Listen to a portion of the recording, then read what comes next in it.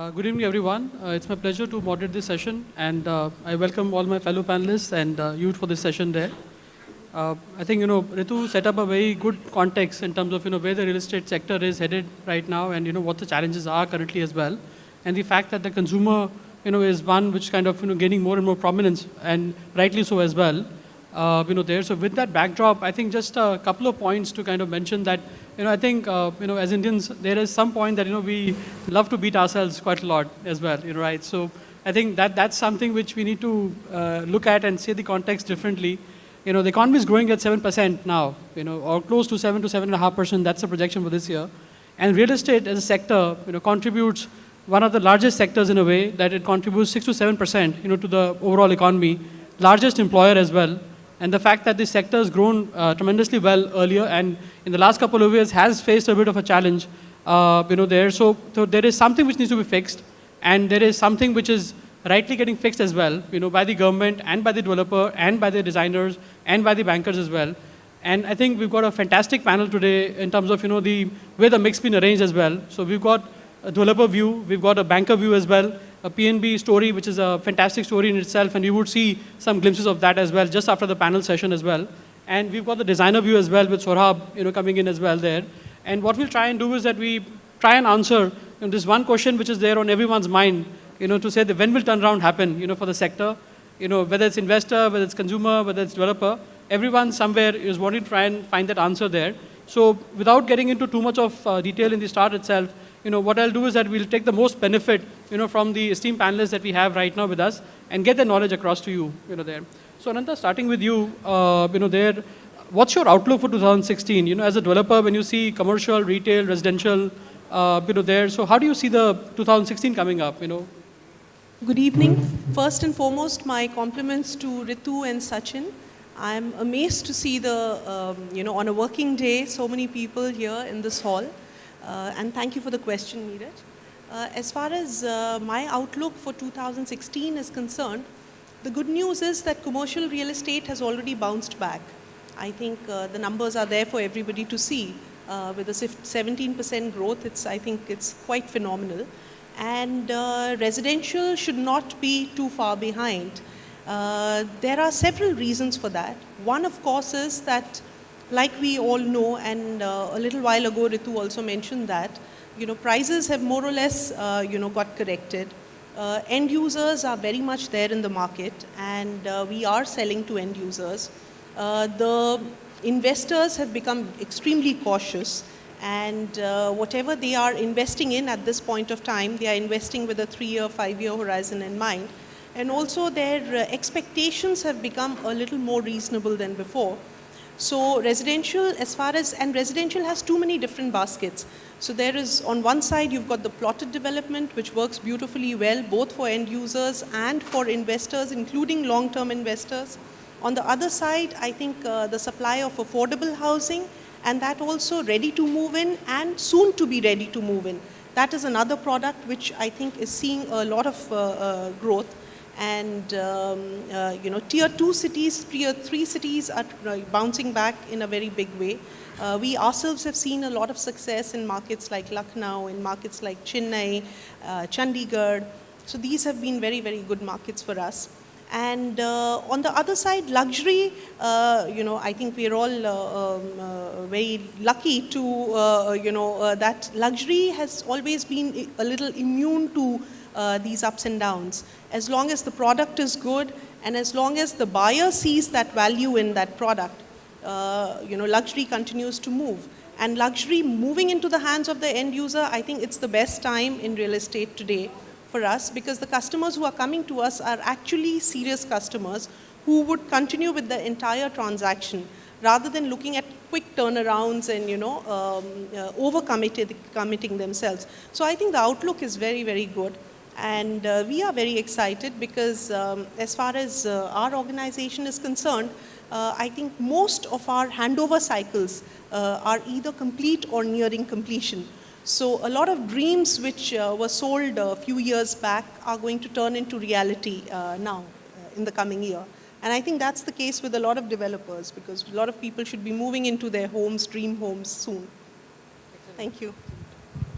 So Prashant, I think Ananta spoke about, the part that, the one that, the delivery side of it, that's something which is coming as a prominent focus, there. And also the second, Ritu mentioned in her opening remarks as well that, we've seen a $2.8 billion of investment which has come in this sector at a time when retail investor, and at some point in time, is not so, let's say, excited about the sector in that sense. So what do you think is driving, these, like both the domestic and international private equity really to focus on the sector? And as a developer, would you want to elaborate more on the delivery part of it as well? First of all, I want to thank Franchise India for having us, and I wish you all a very good evening. I think what you mentioned, Neeraj, about private equity and investors coming in from abroad is because it's very obvious that India is one of the most promising countries and the most promising economies. If you look at every report about growth, India is number one. Fitch report has given us 7.3% GDP next year. So it's pretty obvious that looking at the size of the market in India and the kind of will that seems to be coming from the government. We talk about Make in India, housing for all by 2022. So these are all very positive signals. Of course, there's a lot of work that has to be done. A lot of it has to be translated into reality, which is happening at a reasonable pace. But I feel that a lot more has to be done. Now, coming to the second part of your question about the delivery. See, first of all, let me tell you that it's very important for people to understand why projects have been delayed. Now, for example, in Gurgaon, take for example the Dwarka Expressway. A lot of projects have been delayed because of lack of infrastructure, because of delays in getting approvals. Like for example, there was a 1.5-year delay in Gurgaon because the environment clearances were not given because of various problems. And as you know, you cannot start construction until you get environment clearance. So, from the real estate sector, since I'm the treasurer of CREDAI NCR, so we keep having dialogues with government. We've been talking to them, asking them about introducing single window clearance. As of now, you have to go to more than 25, 30 departments in the government to get one project cleared. And approvals take a long time to come, and there have been legal hurdles. So there have been issues regarding why projects have been delayed. However, as Ananta said, I think that you're going to see a lot of projects that are about to be delivered in this year. It's going to be a good year, 2016. We are about to deliver one of our projects in March, and there are other people also. So I feel as people start delivering projects, it's going to raise the confidence levels in consumers, and it will then stimulate more interest in the market, and then you're going to see the growth happening. So when you talk of delays, it's very important to understand what is the reason behind the delay. But I think now this coming year is going to be much better, and you're going to see a lot of projects being delivered. Sure. Shaji, as a banker, when you hear, from a developer standpoint, and you also have, the fact that as PNB Housing, you've had a good run as well, Right. within the time when the sector and other, aspects have not been working that well over there. So what are the, few things that you have done to get more attractive to a consumer, and how's this got panned out for you? Okay. Thanks, Neeraj, and good evening, everybody, and thanks, Franchise India, for inviting me here. I'll just touch base 2 different points. One is the larger economic indicators. Second, which Maria and everybody talked about, the customer sentiments. When we look at the economic indicators, look, as you said, 7% plus of GDP growth, something which you were waiting for a long while, sub 10% lending rate, that also has happened now. And for many years, I think the price movement also was soft, which means today a consumer can get a better deal, right? Given all these indicators, I think it's just a time to just to go and buy, okay? And when it comes to the customer sentiment, something which Maria really talked a lot, and all of you are talking about only good thing. Now, nobody in this panel ever talked about something a concern. All are looking forward. I think we have a situation that the rational thought is the right time. I think we have a situation of a headache in the heart. When you really look at the sentiments, I think it's down. When it comes to the sentiment drivers, something which Mr. Solomon just talked about, there are a lot of projects underway to be delivered. I think that sentiment, somewhere to be created, among us. Whenever we talk about, even this discussion to an extent is about revival concerns, while we understand we have a broader agreement that things are looking far better than the past, including the commercial property, offtake, which, one of our panelists talked about. Now, I feel it is time that even while a project is delivered, something which Solomon talked about, there is an important need of communication to the customer, because the customer is looking forward to hear that. I think we are making enough noise in the market about the launch, but when it comes to delivery, I think there is a large opportunity to communicate to the large customers, which will really, something which the customer is looking forward to hear is made available. I think that can really, drive a lot of sentiments forward, and overall a better time, just go ahead and buy is the outlook. And as a financer, do we expect, corrections and stuff in the property price? Of course not. We have seen, while we appraise a lot of construction finance proposals, we understand there is no further berth to cut down any further. And some corrections have happened here and there. I think it's the time to just go out and buy. We are looking forward, and we are very bullish about. And of course, that's what we have exhibited over the 5 years. That confidence of doing business has really helped us to grow, which maybe I will talk about on the later stage as the discussion progresses. Yep. Sure. A lot of money waiting from the banker's side for this. That's the only thing I want to tell you. Yeah, it's a 10 lakh crore market. We are still expecting 15-16% of growth in this trade. There's a lot of money waiting. Just go out and do business. Yep.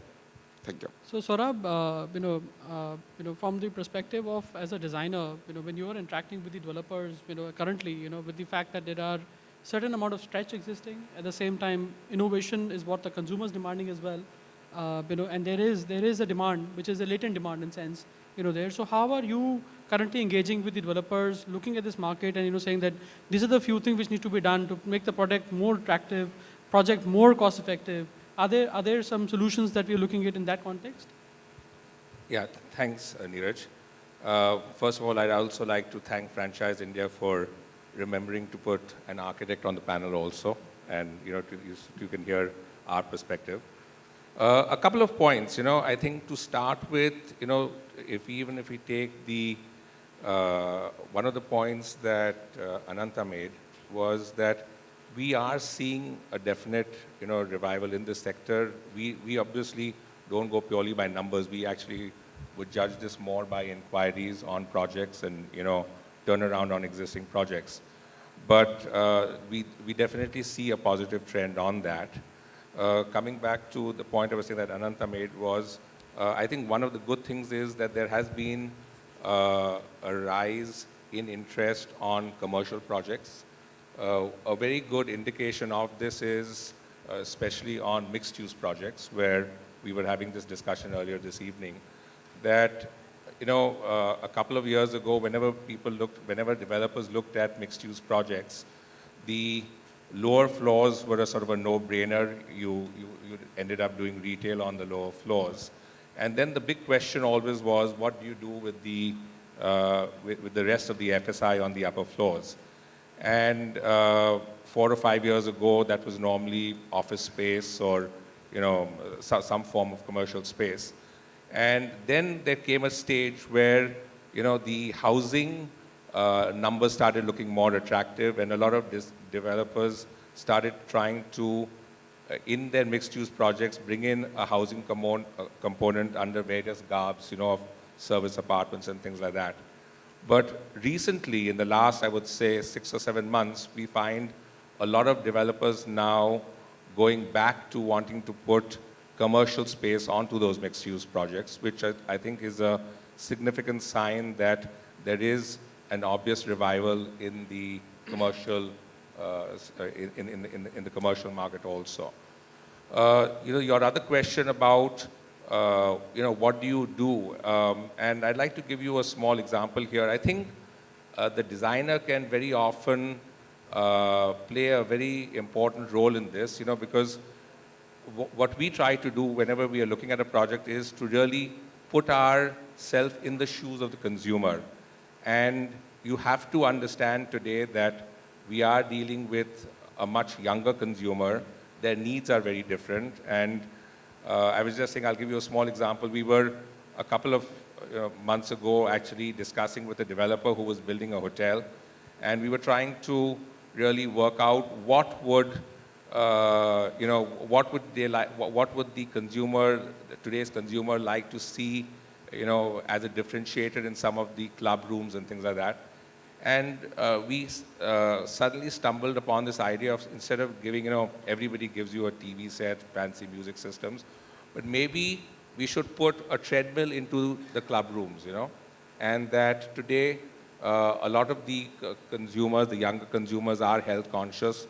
So what was that differentiator in the room that would actually bring somebody to your property rather than to somebody else's? And I think sometimes it is this out-of-the-box thinking which is going to play a very important role in partly reviving this sector. And I think the developers and the designers together will have to come up with ideas. I mean, a clubhouse or things are all sort of, these are all, we really look at them as USPs, but I think we have to go far beyond some of these ideas and come up with something much more innovative for a project to be successful. Sure. So Atul, when you look at the fact that, that RBI has kind of done its bit in terms of reducing the interest rate, banks have also, kind of passed it on as well. They've kind of increased the loan tenure as well, so made it more affordable, from a consumer standpoint. And when you look at the government as well, from an FDI perspective, they've done some relaxation as well. There. So what are the couple of things that you still think, are kind of really not happening, or they need to happen really fast, which will kind of trigger this movement forward? Thanks, Neeraj. Good evening, friends. See, from a finance perspective, government has started. RBI's rate cut is very, I will say, it's a welcome step. It's given a lot of breath to the entire industry. FDI's recent amendments, they have given, I will say, the largest changes they have made in FDI for real estate sector in particular. And with these changes, definitely impact has to come, because change is very recent. And it will definitely convert into a larger, I will say, benefit for the entire industry in long term. But a lot of things are yet to be done on a finance side. ECB, we all understand ECB is one of the cheapest source of money across world, across global. Every country has access for ECB. And a lot of countries, if you see, like Japan, they have, the carry rate is very, very, very economical. And see, end of day, when we talk about affordability or from a consumer perspective, we need cheap money to bring cheap homes.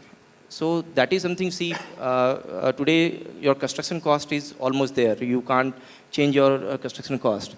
You have to deliver a good product also, end of day. So you have to carry your reputation, your product, everything. End of day, you have to make it livable for your customer.